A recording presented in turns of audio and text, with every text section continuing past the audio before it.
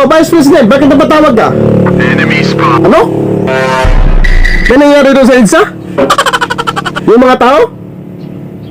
Nagprotesta? Bakit naman? Anong problema? Yun lang pala. Sige, magpadala ko ng cheque doon. Oo. Bigyan ng 1 milyon ang isa-isa na yan. Ang ingay-ingay dyan sa EDSA eh. At traffic pa naman. Yun na, 1 milyon. Kada isa nila, para makauwi na sila. Oo. Yang ingay-ingay dyan eh. Traffic na. Tapos nandun pa sila, nagprotesta. Bakit naman sila nagprotesta? Hindi naman ako masamang tao. Tapos mamang na ito presidente natin eh. Sana Oo. At pag wala lang sasakyan, bigyan mo na Mercedes yan. Isa-isa. Para makauwi na yan. Kawawa nang yung pamilya. Iniwan doon sa bahay nila. Pati yung mga anak at asawa.